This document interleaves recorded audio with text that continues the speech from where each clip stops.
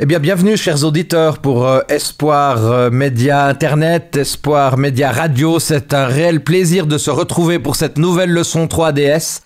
Nous abordons, comme vous le savez toujours, bien évidemment, le livre du Deutéronome. C'est la leçon numéro 8 qui s'intitule « Choisis la vie ». Voilà un beau terme. Je pense que nous voulons tous choisir la vie.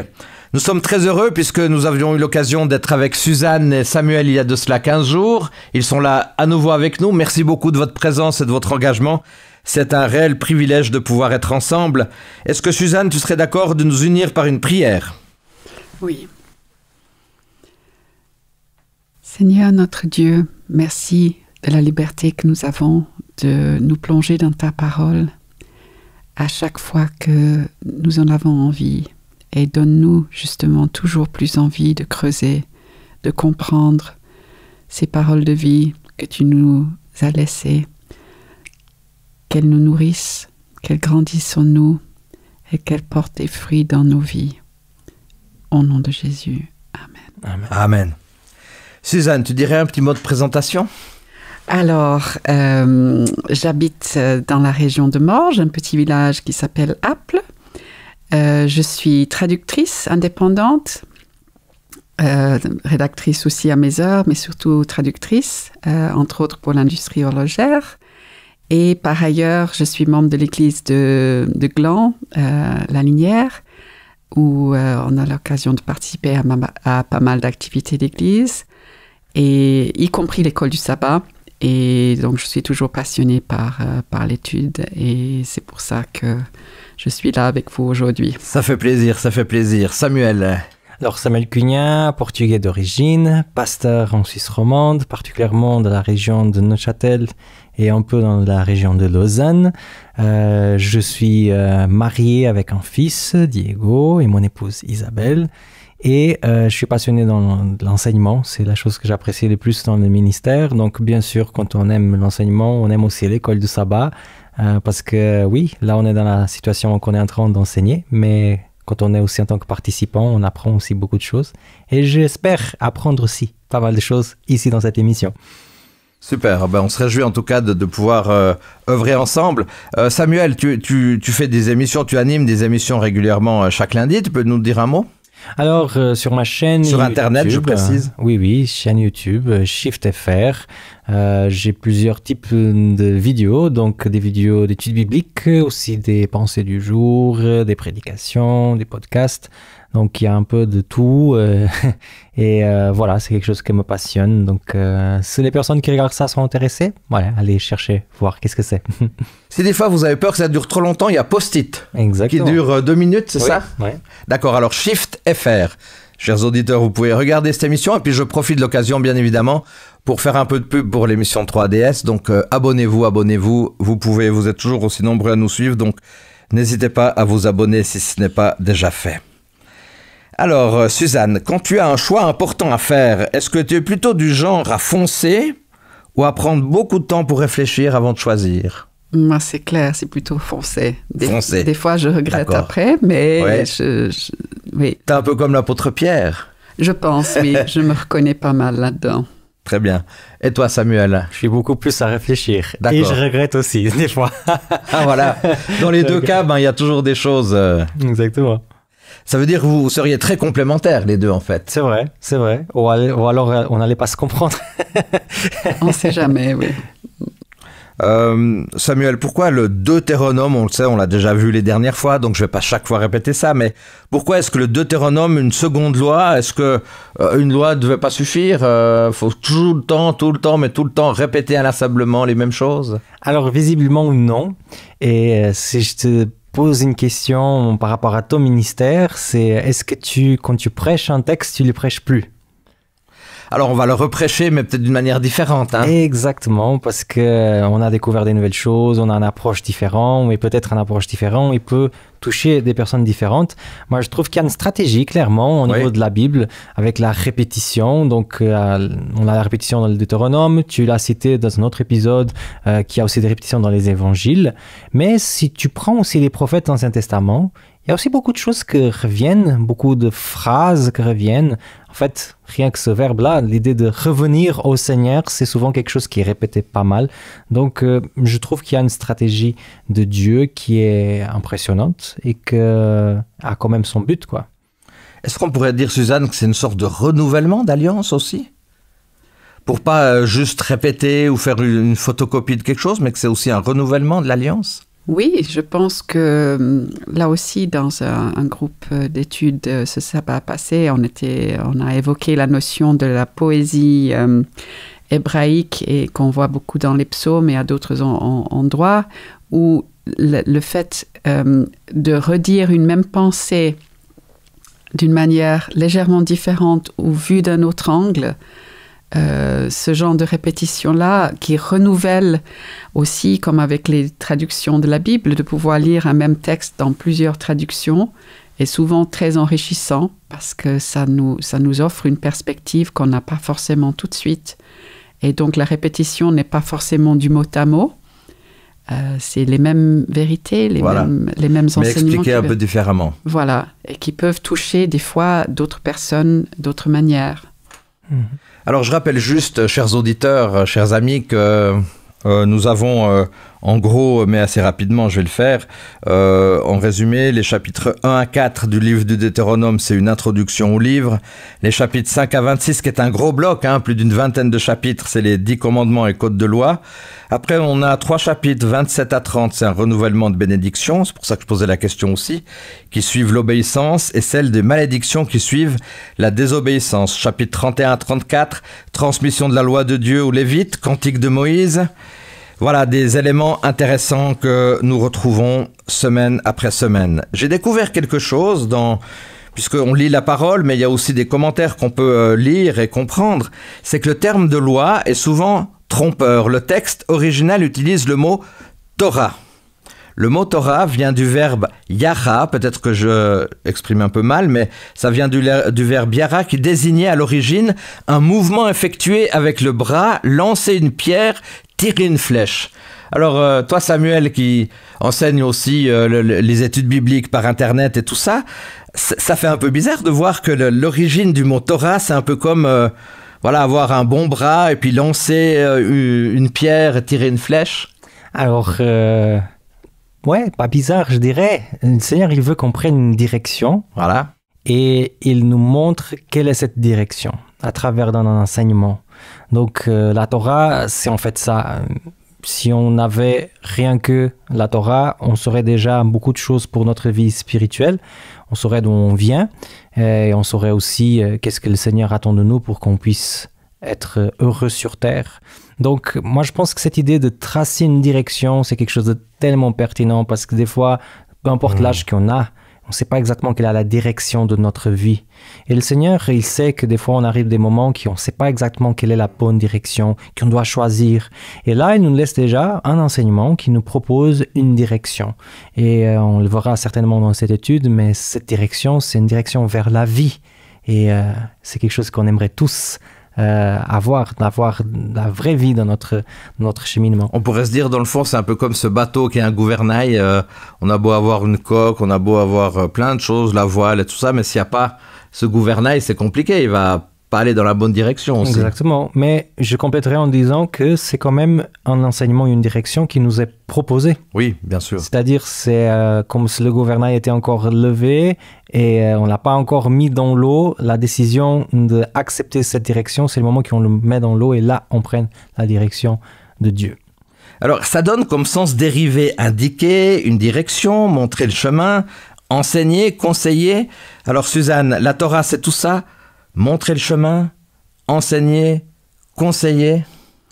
Oui, c'est encore une fois la richesse de cette langue. Daniela qui est avec vous pour certaines émissions, Daniela Gelbrich qui connaît très bien cette langue, offre souvent des perspectives intéressantes par rapport à ça. Et c'est vrai que dans les commentaires, quand j'ai lu aussi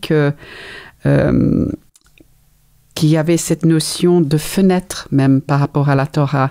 Ça, c'était dans un commentaire où il disait que le verbe tor, c'est explorer, Donc une notion que ces livres de la loi, c'est une invitation à examiner, à explorer avec tort. Et puis les rabbins disent que si on rajoute la lettre H, que ça donne Torah, donc, mais le H c'est et ça veut dire fenêtre. Donc je trouve que cette langue, elle est incroyable parce que ça nous donne l'idée que cette loi, elle peut être examinée, explorée, et puis que c'est aussi une ouverture sur la nature de Dieu. D'accord. Et à chaque fois que la loi peut nous paraître un concept sec, on peut penser à ce genre d'éclairage que la langue d'origine nous donne pour se dire, ah ben non, si ça peut être pour examiner, pour explorer, pour avoir une fenêtre ouverte, c'est beaucoup plus riche. Très intéressant. C'est intéressant, puis quand on va toujours dans la réflexion de ces termes hébraïques, on voit aussi notamment que tu as parlé des rabbins, donc les rabbins associent aussi le mot Torah à l'hébreu hara, qui signifie concevoir, et dans ce mot concevoir, on a oré, c'est les parents. Donc à quelque part, cette loi, elle est là vraiment pour, un peu comme les parents qui sont là pour éduquer. Alors oui, ça serait un peu ça le but. Il y a même écrit aussi sur la Torah l'idée de passer les choses à travers des parents. Intéressant, hein? Ah ouais. On pourrait se dire que voilà, tu prendras ton fils, tu l'amèneras dans le temple, et le Lévite va s'occuper de ton fils, il va l'enseigner les choses. Non, le texte il dit c'est les parents qui ont ce rôle de partager la parole d'abord avec ses enfants. Donc et le Seigneur aussi, qui nous voit en tant qu'enfants, il nous partage aussi cette parole. Ouais. D'ailleurs, je rappelle quand même, souvent on cite ce mot châtier, qui aime bien, châtie bien, mais en fait l'original c'est éduquer. Alors ça donne quand même une autre dynamique. Hein. Bien sûr. Quand des fois j'entends dire oui, non, mais si ça se passe pas bien, il faut châtier, voilà. Mais le mot châtier c'est éduquer. J'aime mieux quand même éduquer que châtier. Hein. Je pense que c'est plus intelligent au niveau de l'éducation. Alors, c'est vrai que dans le fond, l'association de ces deux concepts donne conseil parental. Il n'est pas surprenant qu'il soit dit de la Torah. Alors, gardez-la afin que vous soyez heureux. Au niveau, on se rappelle, hein, au départ, on avait vu que le mot Torah, Yara, signifie lancer une pierre, tirer une flèche. Au niveau du mouvement du bras, Yara peut également indiquer le déversement d'eau sur une terre assoiffée. On y découvre l'aspect rafraîchissant de la Torah, on la retrouve aussi à la fin du livre. Et tu nous l'as dit, hein, je crois, Suzanne. L'autre aspect intéressant, c'est ce verbe tor qui signifie examiner, explorer. On ajoute la lettre H de l'hébreu, H-E en option. On a Torah, le mot H-E signifie la fenêtre, tu l'as dit tout à l'heure. Donc c'est cette ouverture qui est extraordinaire. On va lire maintenant un texte qui se trouve dans le Deutéronome. Tu veux nous lire ça, Samuel ? Pas de souci. Si tu es d'accord, Deutéronome chapitre 30, versets 15 à 20. Regarde, j'ai placé aujourd'hui devant toi la vie et le bonheur, la mort et le malheur. Ce que je t'ordonne aujourd'hui, c'est d'aimer le Seigneur ton Dieu, de suivre ses voies et d'observer ses commandements, ses prescriptions et ses règles, afin que tu vives et que tu te multiplies, et que le Seigneur ton Dieu te bénisse dans le pays où tu entres pour en prendre possession. Mais si ton cœur se détourne, si tu n'écoutes pas et si tu laisses entraîner à te prosterner devant d'autres dieux et à les servir, je vous le dis aujourd'hui, vous disparaîtrez. Vous ne prolongerez pas vos jours sur la terre où tu entres pour en prendre possession en passant le Jourdain. Je prends aujourd'hui à témoin contre vous le ciel et la terre. J'ai mis devant toi la vie et la mort, la bénédiction et la malédiction. Choisis la vie afin que tu vives, toi et ta descendance, en aimant le Seigneur ton Dieu, en l'écoutant et en s'attachant à lui. C'est lui qui est ta vie, ta longueur de tes jours, pour que tu habites sur terre que le Seigneur a juré donner à tes pères Abraham, Isaac et Jacob. Merci beaucoup. Là, on a un texte très intéressant, chère Suzanne, cher Samuel, chers auditeurs, parce qu'on est amené à faire des choix. Alors, on va y revenir là-dessus, mais en hébreu, les termes traduits par bien, tov, et mal, Ra, R-A, dans Deutéronome 30, verset 15, sont les mêmes termes employés dans Genèse pour l'arbre de la connaissance du bien, Tov, et du mal, Ra. Et là, on voit qu'il y a quand même un élément intéressant, il n'y a pas de camp neutre, nous devons faire des choix. Alors, Dieu, qu'est-ce qu'il fait dans ces quelques versets ? Il demande au peuple de choisir son camp, en fait. Une prise de position. Une prise de position. Et une direction aussi. Moi, je pense que le moment par exemple, on décide de se marier avec quelqu'un, on prend une décision qui est brutale. On sera plus célibataire. Normalement, dans une relation saine, on va plus décider les choses qu'avec notre tête. On devra écouter aussi ce que l'autre veut, faire des concessions, trouver des compromis. C'est un grand changement. Souvent, on va aménager. Là, on va partager des choses. On va vivre ensemble. C'est une grande décision que va faire que notre vie prend une direction complètement différente. Et pour le Seigneur, c'est exactement la même chose. C'est pas anodin qu'il compare souvent la relation avec lui avec le mariage. Parce que du moment qu'on l'accepte et qu'on veut qu'il puisse être vraiment présent dans notre vie, on prend une direction que normalement est diamétralement différente de la direction où on était auparavant. Merci beaucoup de cette réalité par rapport à la direction, par rapport au choix. Donc on voit qu'il n'y a pas de camp neutre, on doit faire des choix. C'est pour ça qu'à un moment donné, même dans la Bible de la Révélation, il est dit, vous êtes, j'espère que vous ne serez pas tiède, le livre de l'Apocalypse, je préfère que vous soyez chaud ou froid, mais pas tiède. Suzanne, pour finir, on doit faire tous les jours des choix, n'est-ce pas? Oui, et ça ne nous choque pas. On y réfléchit pas tout le temps. Il y a des choix qu'on fait automatiquement. À quelle heure je vais me lever. Des fois, la vie nous impose certaines choses, mais parfois pas. Comment je vais m'habiller, qu'est-ce que je vais manger. Enfin, il y a beaucoup de choix qui sont d'une banalité relative. Et après, il y a des choix déjà plus importants de comment je vais me comporter par rapport aux autres, comment je vais aborder telle situation. Déjà, est-ce que je vais, avant de me lancer dans ma journée, est-ce que je vais passer du temps avec Dieu? Est-ce que je vais lui demander de me guider, etc. Donc, ce sont souvent les choix accumulés qu'on fait tous les jours qui orientent les plus grands choix qu'on fait. Parce que plus on prend l'habitude de faire les bons choix et plus on a envie, plus l'envie grandit aussi. Parce qu'on voit comme ça enrichit la vie et ça donne envie de poursuivre. Exactement, mais c'est pas toujours facile de faire les choix. C'est des fois, on se dit est-ce que c'est le bon choix, est-ce que c'est le mauvais choix, puis après, c'est quand même, c'est pas toujours simple. Mais et là, quand même, dans le texte, il est dit je place devant vous la vie ou la mort. Il y a un choix à faire. Soit je choisis la vie, soit je choisis la mort. Mais après, Dieu insiste quand même. Mais choisis la vie. Alors, moi, je comprends plus grand-chose ici parce que est-ce que c'est pas un peu paradoxal dans le sens où on amène le peuple à faire un choix, mais après on dit mais tu dois quand même faire ça.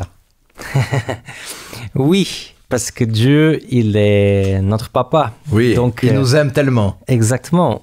À la base, nous, on peut donner les choix, on peut et on doit donner les choix à nos enfants, mais on a quand même une connaissance de la vie différente de nos enfants. C'est vrai que quand on voit certains choix, avec l'expérience de vie qu'on a, on sait déjà où ça va déboucher, ce choix. Tant que la personne qui est là, qui n'a jamais expérimenté, qui ne sait pas, elle n'a pas toutes les capacités pour prendre le choix comme nous on prendrait. Alors, Dieu, il est quelqu'un qui respecte la liberté à 100%, parce que nous, en tout cas je parle pour moi les amis, moi j'aurais du mal à voir mon fils aller contre le mur et ne pas dire écoute, fais pas ça. Et je serais beaucoup plus insistant dans ma façon de dire que le Seigneur reste quand même neutre pour garder notre liberté. Il dit, je sais qu'est-ce qui se passe si tu prends cette route-là. Je sais exactement ce qui va se passer. Moi je te dis, cette route amène à la mort. Moi, j'aimerais que tu prennes celle-là, parce que celle-là t'amène à la vie. Et mon conseil pour toi, c'est choisis la vie. Mais pour finir, c'est une décision de toi et de ta descendance. C'est à toi de décider. Tout à fait. Moi, je trouve ça impressionnant. C'est impressionnant, puis je pense que c'est plus fort que Dieu. Il aime comme on disait, il a tellement envie que ses enfants fassent les bons choix, quoi. C'est ça. C'est pour ça que nous aussi, avec nos enfants, je pense que à un moment donné, ils sont assez matures pour prendre les choix, mais c'est aussi très tentant pour nous de leur dire mais bon, si je peux te donner un bon conseil, tu vas choisir cette piste-là, quand même. Alors, on parle en observant les commandements de Dieu, on a la vie, mais quelle vie?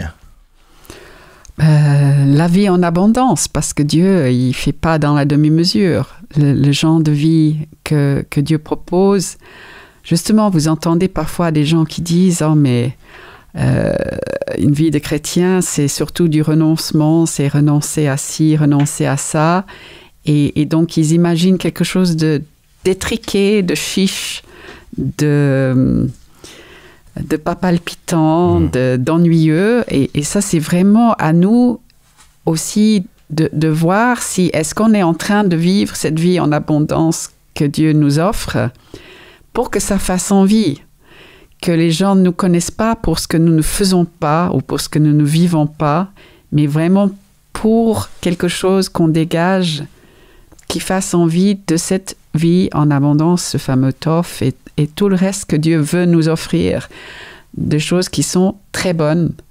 Et donc, c'est cette vie-là qui est proposée. Là, c'est intéressant parce que je trouve dans nos églises, on doit insister pour ce qui est positif plutôt que pour la peur du négatif. On doit insister de ce que les choses peuvent nous amener comme choses positives plutôt que de dire attention, attention, parce que si tu fais pas ça, ça va être catastrophique. Je pense que c'est plus mature aussi, plus fort, plus puissant. Alors, à un moment donné, Samuel, il est dit, si vous n'observez pas les commandements de Dieu, c'est la mort.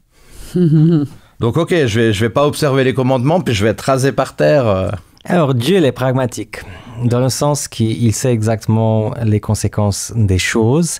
Et il va pas essayer d'embellir l'histoire pour que ça soit joli. Non, il est pragmatique, il va dire, voilà, sans moi, c'est comme ça que ça se passe. Et moi, j'aime beaucoup ça en Dieu, parce que souvent dans les milieux religieux, je sais pas si tu as déjà senti ça en tant que pasteur, ou même toi, Suzanne, en tant que chrétienne, les personnes ont toujours cette tendance de penser qu'on va les embobiner dans un truc, qu'on a des beaux paroles finalement qui viennent de notre église. Et c'est intéressant parce que peut-être nous, chrétiens, on tombe dans ce piège, mais notre Dieu ne tombe pas dans ce piège. Il va pas nous dire des choses jolies pour qu'on vienne dans son camp.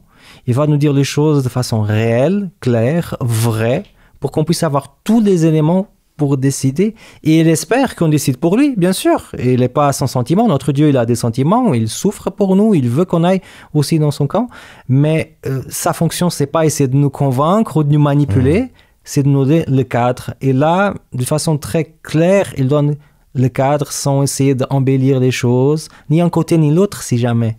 Hein, il va pas dire vous aurez une vie excellente avec beaucoup d'argent, avec tout ce que vous avez imaginé, avec une villa, nanana. Mais à la mort, c'est rien. Hein. Vous savez, à la mort, vous allez dans la terre, il y a rien. Non, il dit juste vie, mort, le choix appartient à toi. Je suis fan de ce Dieu. Hein. Les conséquences, oui, ça j'entends, c'est très bien. Donc rendez-vous sur Shift.fr ou si tu veux en dire plus. Donc en fait, le chapitre 30 aussi a une place très importante car il est une charnière entre l'annonce de l'alliance que Dieu a fait avec son peuple et le dernier discours de Moïse où il informe Israël qu'il ne les accompagnera pas dans le pays promis, que Josué lui succédera. Je me suis déjà permis de poser cette question il y a de cela 15 jours, mais est-ce que c'est pas un peu trop dur pour Moïse ? Moïse qui a été pendant 40 ans avec la patience, il y a eu une petite erreur qu'il a commise autour de ce fichu rocher, et là tout d'un coup il doit voir le pays promis. Eh bien non, tu l'auras pas. Après, je pense que ce genre de récit et le récit qui est fait que Dieu l'a pris, l'a ressuscité et puis qu'il était sur le monde. C'est la belle récompense, on est d'accord. Hein. C'est que je pense que ce genre d'exemple est là aussi pour, comme des exemples des expériences de différents croyants que différents croyants peuvent vivre et que lui, Dieu savait qu'il fallait quelqu'un d'autre pour mener le peuple. Il avait fait tout ce qu'il avait pu pendant tout ce temps et Dieu lui a fait comprendre qu'il était un fidèle serviteur et qu'il l'aimait. Oui. Je pense qu'il est parti en paix, même en ayant quand même ce souvenir de cet incident. Mais je trouve que il se permet quand même, Moïse, à un moment donné, de dire au peuple, c'est à cause de vous. Il le dit quand même. Hein? Il le dit, c'est à cause de vous que j'ai eu ce moment d'égarement et que j'ai frappé le rocher Et c'est infiniment humain aussi de dire oui, j'aurais voulu, ça c'est clair que j'aurais voulu. Mais je pense aussi par rapport à David et la construction du temple, que quand même, il en rêvait. Combien de fois, quand il parle du temple, rentrer dans ta maison, c'est quelque chose qui le travaille, lui qui a justement erré en fuyant, etc. Il rêvait de construire ce temple et Dieu lui a fait comprendre que ce ne serait pas lui, ce serait son fils. Mais pour autant, la présence de Dieu, il avait pu le vivre pleinement. Et puis, ça pousse à une certaine humilité aussi. Hein. Je pense que, et puis, comme tu as rappelé, il y a quand même une formidable récompense que Moïse a pu avoir à travers sa mort et sa résurrection. Moi, j'ai remarqué un truc que j'ai trouvé assez extraordinaire, c'est qu'on a pu remarquer dans ces quelques versets du chapitre 30 qu'à chaque fois que la proposition est positive, Dieu est nommé comme étant l'Éternel ton Dieu, alors que dans les propositions négatives, il n'est jamais nommé. Alors ça, c'est quand même extraordinaire. L'Éternel ton Dieu. Pourquoi c'est important que le texte soit présenté de manière positive ainsi, l'Éternel ton Dieu? Est-ce que ça veut signifier quelque chose de particulier? Bien sûr, parce que le texte, il est adapté à la personne qui est en face. C'est pas l'Éternel, le Dieu d'Israël, en tout cas dans ce cas-là, c'est pas la formulation qui sera employée. C'est l'Éternel ton Dieu, ce que tu as vécu, ce que tu as pu vivre avec lui. Et moi, je pense que, je sais pas si, en tout cas, Dominique, il est né dans l'église, comme on dit souvent, donc né dans un foyer chrétien. Je sais pas si Suzanne aussi. Oui. Ok. Donc, pour nous, pendant beaucoup de temps, Dieu était le Dieu de nos parents, en fait. Parce que c'était eux qui nous partageaient l'évangile, peut-être à la maison. C'était eux qui nous amenaient dans l'église. Mais même si on n'a jamais discuté de cela, j'en suis sûr qu'il y a un moment dans votre vie qui a eu ces changements. Il n'était plus le Dieu de vos parents, il est devenu l'Éternel, ton Dieu. Et nous tous, on a besoin de partir peut-être de quelque chose de plus collectif. Et c'était le cas d'Israël, il partait d'une idée collective, donc on est le peuple de Dieu. Mais pour qu'il reste peuple de Dieu, il faut au bout d'un moment avoir cette rencontre avec lui et s'approprier de ce Dieu. Parce que juste avoir un héritage chrétien, ou juste avoir des parents qui ont été chrétiens, ou même être du peuple élu de Dieu, ça veut rien dire si on n'a pas cette relation avec lui. Donc là, avec une petite phrase, le Seigneur nous montre quelque chose de très profond. Si on veut vraiment endurer dans notre foi, si on veut évoluer dans notre foi, si on veut cheminer avec lui toute notre vie, au bout d'un moment, il faut faire ce changement. Merci beaucoup pour cette réflexion, Samuel. Alors, par rapport à la réflexion de Samuel, Suzanne, quel lien est-ce qu'on pourrait faire entre le choix que Dieu nous propose et notre relation avec lui? Le choix, tu veux dire, entre la vie et la mort? Voilà, le choix de le suivre, d'observer ses commandements de Dieu. Est-ce que c'est lié plutôt à une condition où je vais mieux vivre, je vais être dans un côté plus positif, ou tout simplement de poursuivre cette relation avec Dieu, cette relation d'amour avec Dieu? Moi, je pense que déjà tout le Deutéronome est quelque chose qui nous parle de comment mieux connaître Dieu. Je pense que quand on dit que c'est le livre de l'Alliance, entre autres, c'est très, tu avais parlé d'émotionnel tout à l'heure, Samuel, c'est émotionnel, c'est très relationnel, tout le livre. À travers le devoir de mémoire, à travers le culte, comment on peut rendre un culte, comment on peut vivre comme enfant de Dieu, à travers aussi cette loi qui est toutes les choses qu'on a dit qu'elle est, source de vie, et à travers l'Alliance. Et donc, choisir entre la vie et la mort, choisir cette vie, c'est pas simplement pour dire c'est l'absence de mort, et ce n'est pas pour dire que ça va m'éviter une mauvaise vie maintenant, enfin une vie trop dure maintenant, et ça va m'éviter les flammes de l'enfer et toutes les choses qu'on a pu véhiculer par la notion de mort. Mais c'est vraiment dire rentrer en relation avec ce Dieu qui s'est révélé à travers toute la Bible et rentrer dans sa vie. C'est ça qui va... la relation va nourrir cette vie et cette vie va nourrir la relation. Voilà. Et puis, Samuel, comment est-ce que pratiquement qu'est-ce que ça veut dire pratiquement avoir la loi de Dieu dans son cœur? Pratiquement. Alors, on peut avoir deux possibilités. Soit on essaye de faire à tout prix que la loi devienne des actions dans notre vie, qu'on la mette en pratique, pour mieux dire. Et au bout d'un moment, on va peut-être réussir, ou peut-être pas.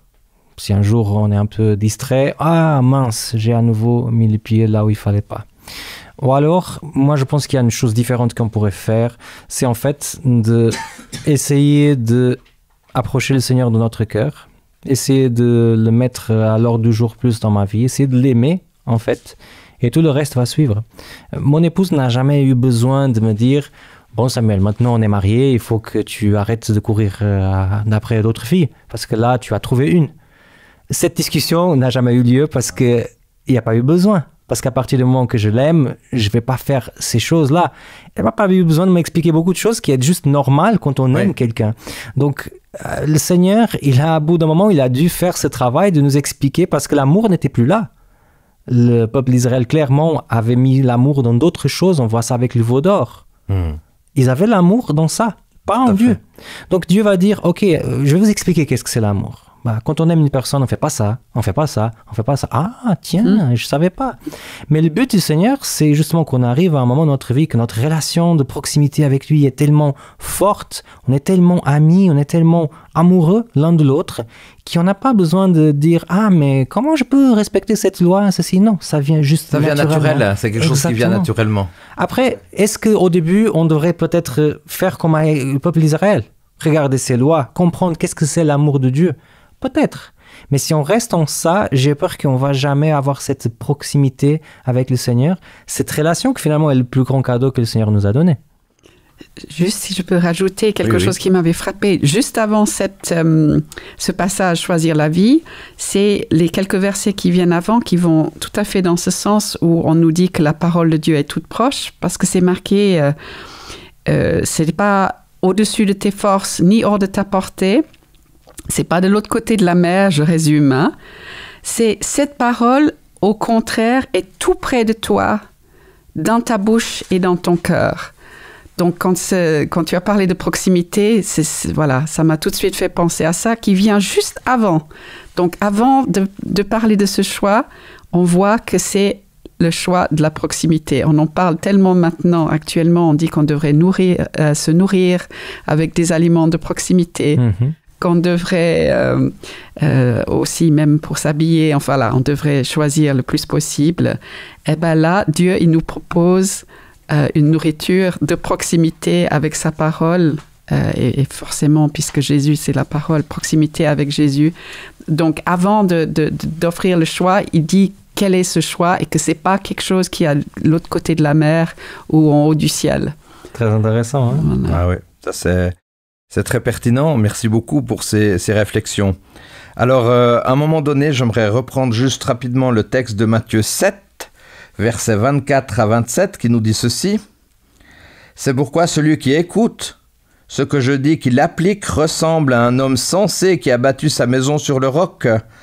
Il a plu à verse, les fleuves ont débordé, les vents ont soufflé avec violence, ils se sont déchaînés contre cette maison, elle ne s'est pas effondrée, car ses fondations reposaient sur le roc. Mais celui qui écoute mes paroles sans faire ce que je dis ressemble à un homme assez fou pour construire sa maison sur le sable. Il a plu à verse, les fleuves ont débordé, les vents ont soufflé avec violence, ils se sont déchaînés contre cette maison, il s'est effondré et sa ruine a été complète. » Quel est l'ingrédient important pour pouvoir dire « j'ai bâti ma maison sur le roc » ? Selon le texte, celui qui écoute et met en pratique. Voilà. C'est intéressant parce qu'on peut essayer de mettre en pratique sans écouter et on fera du n'importe quoi. Ouais. On peut juste écouter et dire « Ah, mais c'est très bien », mais ne pas mettre en pratique. Donc le texte va dire c'est les deux choses ensemble, celui qui écoute et qui met en pratique. Et c'est vrai que très souvent, on peut écouter, ou on dit on entend mais on n'écoute pas, ou on écoute mais on n'entend pas. Je ne sais plus quel est celui qui prend le dessus, mais c'est pas le fait d'écouter ou d'entendre qui va nous donner l'assurance de bien faire les choses. Si on ne met pas les choses en pratique, à un moment donné, ça reste que de la théorie. Bien sûr, mais c'est bien déjà si on commence par l'écoute. Alors c'est déjà fondamental. D'ailleurs, je rappelle quand même qu'on a 2 oreilles et une bouche, donc on doit c'est 2 fois plus important d'écouter que de parler. J'ai déjà un peu beaucoup parlé, je m'en excuse, mais ça me fait très plaisir de vous écouter aussi, puisque vous avez des choses très importantes à dire. Mais j'aime bien ce texte aussi quand même qui est dit de baptiser sa maison sur le roc. Hein. Ça veut dire il y a quand même de penser aux choses, de faire. Il faut qu'il y ait des fondations solides. C'est pas juste de dire oui, mais les choses vont se passer, l'esprit va me guider là, etc. Il y a quand même une réflexion à avoir, il y a quand même une préparation. Et cette préparation, elle s'opère aussi dans l'écoute. Hein. Il y a ce proverbe chinois qui nous dit « Ce que tu as écrit tellement fort que j'entends plus ce que tu dis ». Ça aussi, c'est beau. Hein. C'est beau. Alors, il y a cette citation d'Ellen White dans les paraboles de Jésus, page 288, qui nous dit « Maintenant donc, voyez que c'est moi seul qui suis Dieu, et il n'y a point d'autre Dieu près de moi. » Ça, c'est quand même une phrase qui passe pas toujours bien dans notre société, non? Où on aime bien le pluralisme et on aime bien qu'il y ait plusieurs dieux. Alors moi, j'ai rien contre le pluralisme entre nous. Hein. Faut pas tout mélanger, mais en même temps... Oui, écoute, moi je pense qu'on vit dans une époque où on vit quelque chose qu'on appelle souvent la dictature du politiquement correct. C'est-à-dire que tous les pensées qui peuvent sortir justement de la norme selon notre société, on ne peut pas les exprimer. Et je comprends, pour un musulman ou pour un bouddhiste ou un hindouiste, qui suis-je pour dire « mon Dieu est le vrai, le tien n'existe pas ». Ouais, c'est ça. Ok, donc je peux comprendre l'argument. Après, j'ai envie de dire que moi je peux parler de ce que je connais. Et le seul Dieu qui s'est révélé à moi, c'est l'Éternel, c'est le Dieu de la Bible. J'ai pas eu d'autre Dieu qui s'est révélé à moi. Et je pense que l'auteur du texte qu'on est en train d'étudier, il était persuadé de la même chose que moi. Alors, est-ce que je pourrais exprimer ça sans juger l'autre? Bien sûr, on peut l'exprimer sans juger l'autre, mais ne pas l'exprimer, ça serait aussi aller contre mon être. Et ça, c'est pas comme ça que la société fonctionne.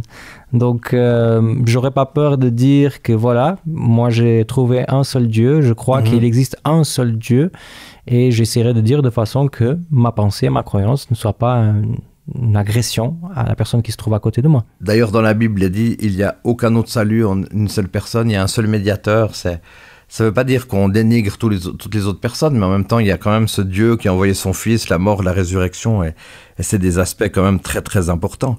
Alors, je vais t'inviter, Samuel, si tu es d'accord, de prendre Deutéronome 8, verset 19. Suzanne, si tu veux prendre Deutéronome 11, verset 16. Et quant à moi, je vais commencer par Deutéronome 4, verset 19. Donc, Deutéronome 8. Deutéronome 8, verset 19 et Deutéronome 11, verset 16. Commençons par Deutéronome 4, verset 19, qui nous dit « Si jamais tu oublies le Seigneur, ton Dieu, si tu suis d'autres dieux, si tu les sers et si tu te prosternes devant eux, je vous en avertis aujourd'hui, vous disparaîtrez. » Deutéronome 4, verset 19 nous dit « N'allez pas lever les yeux vers le ciel et regarder le soleil, la lune, les étoiles et tous les astres du ciel, pour vous laisser entraîner à vous prosterner devant eux et leur rendre un culte. L'Éternel votre Dieu a laissé cela à tous les peuples qui sont sous tous les cieux. » Deutéronome 11, verset 16. « Gardez-vous de vous laisser duper et de vous écarter en servant d'autres dieux et en vous prosternant devant eux. » Merci beaucoup. J'aimerais prendre encore... dans cette série de textes, Deutéronome 30, verset 17, qui nous dit ceci. « Mais si votre cœur se détourne de lui, si vous refusez de lui obéir et si vous vous laissez entraîner à adorer d'autres dieux et à leur rendre un culte, je vous préviens dès aujourd'hui, vous périrez à coup sûr, etc. » Alors, est-ce que vous auriez, Suzanne et Samuel, un commentaire sur ces avertissements? Surtout dans une société où on aime bien... peut-être, on va dire, adorer plusieurs divinités, quoi. Je pense que Dieu, tu as évoqué tout à l'heure, Samuel, la notion du Père, qui parfois, au fur et à mesure, lors d'une balade, c'est Maxwell dans une prédication, une fois, qui parlait de ça, qui dit que au fur et à mesure que l'enfant se rapproche du précipice et que le père le sait parce que l'enfant a couru en avant, au lieu de tourner quand il fallait, le père va devoir parfois lever la voix pour vraiment dire là, tu y es presque et je ne veux pas. Donc je vais t'appeler plus fort, je vais te dire vraiment, il y a le précipice. Si tu n'avais pas compris avant, je te le dis de manière forte. Et c'est là qu'il y avait parfois... justement, avec ce peuple Deutéronome, que Dieu a fait cette mise en scène de sa puissance, du feu, et que c'était considéré comme un privilège qu'ils ont eu. Donc, parfois, d'énoncer les choix clairement et les avertissements, des fois, Dieu a dû le faire, comme nous devons parfois le faire pour d'autres. Et c'est les réalités physiques. C'est dire ces choix, ils sont vraiment là. L'opposé de la lumière, c'est les ténèbres. L'opposé de la vie, c'est la mort. Rater la cible, c'est être à côté. Oui. Voilà. Et ne pas vivre la réalité que Dieu nous propose, c'est être dans le faux. Et Dieu, il le sait, puisqu'il est Dieu. Et donc, il y a des moments où il doit nous avertir plus fortement que d'autres. Alors, on a ici, dans tout livre, et j'aimerais, chers auditeurs, malheureusement arriver déjà à la conclusion de notre rencontre, c'est qu'il y a une question centrale. Le peuple va-t-il adorer le vrai Dieu et avoir la vie, ou bien va-t-il succomber aux pressions directes et se détourner de lui? Voilà, je pense, une question assez redoutable du livre de Deutéronome. Alors, en terminant, j'aimerais vous entendre les deux. Samuel, est-ce qu'on pourrait avoir une liste d'idoles modernes dans notre société aujourd'hui?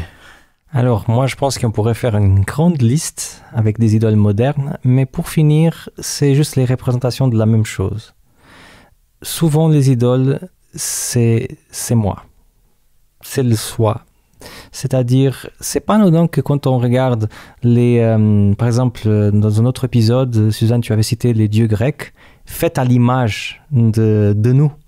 Donc, quand on va créer des dieux, on va les créer même à notre image, qui sont exactement comme nous. Ils ont les mêmes défauts que nous, ils font les mêmes choses que nous. Et ça, c'est très révélateur que quelque part, le plus grand dieu qu'on peut avoir, c'est nous-mêmes. On aimerait que notre vision soit la bonne, on aimerait que nos idées soient les bonnes. Et c'est ça que des fois fait compétition au vrai Dieu. Ce que je veux, ce qu'il veut me montrer, ce que je veux vivre, ce que je veux montrer moi-même, ce qu'il me propose et ce que moi je propose. Et c'est ça le problème. Après, ça va se décortiquer en différents types de choses dans la vie, mais je pense que derrière tout ça, c'est mon choix à moi. Exactement. Alors des fois, ça nous arrive de prier, de dire voilà, je prie Dieu, alors je vais mettre tout ce que j'ai envie de faire, et puis après, je vais mettre tout ce que j'ai envie de réaliser, mais après, je vais juste mettre Dieu derrière. Donc ça peut être aussi un danger. Tu vois, toi, Suzanne, aussi, quelques idoles modernes? Oui, bien sûr. Il peut y avoir la technologie, il peut y avoir la science, même l'écologie en tant que telle, si ça devient le seul but suprême de ma vie. Il peut y avoir des vedettes, il peut y avoir des êtres chers, mais qui prennent une place dans ma vie où je leur accorde plus de crédit encore que ce que Dieu, au lieu qu'ils soient complémentaires et faisant partie de cette relation. Il peut y avoir tout ça, mais je suis assez d'accord avec ce qu'a dit Samuel, que ça se résume à se faire plaisir, à suivre soit ses instincts, soit ses réflexions. Ça se résume quand même à l'égoïsme, à se mettre ses envies et ses besoins avant ce que Dieu nous propose. Ça rappelle un peu l'expérience de Jésus avec les jeunes hommes riches, à un moment donné. Où à un moment donné, il était tellement centré sur ses propres richesses qu'on lui a dit « va avant tout ce que tu as ». Alors c'est vrai qu'on peut avoir des idoles modernes. Alors ce qui est important dans cette leçon, vous l'aurez compris, chers auditeurs, chers Suzanne et Samuel, c'est que dans le fond, on doit choisir la vie. Mais choisir la vie, c'est aussi choisir de nous laisser guider, nous laisser transformer par la puissance de notre Dieu. En tout cas, j'aimerais vous remercier infiniment, Suzanne et Samuel, d'être passés pour cette réflexion pertinente, passionnante. J'aimerais vous remercier, chers auditeurs, de nous avoir suivis. Continuez à vous abonner. Nous sommes là chaque semaine et la semaine prochaine, nous allons nous retrouver déjà. Le temps passe très vite pour la leçon numéro 9. Pour le sabbat 27 novembre, nous aurons comme invités Danilo Barelli et Alain Charpiot, mais qui se présenteront. On ne va pas tout anticiper maintenant. Nous voulons, avant de nous séparer, terminer par une prière. Seigneur, j'aimerais te remercier parce que tu nous as réunis encore en ces instants avec Suzanne et Samuel. J'aimerais te rendre gloire de ces moments de partage, de discussion qui sont passionnants parce que nous étudions ta parole. Nous étudions ce livre du Deutéronome qui nous passionne.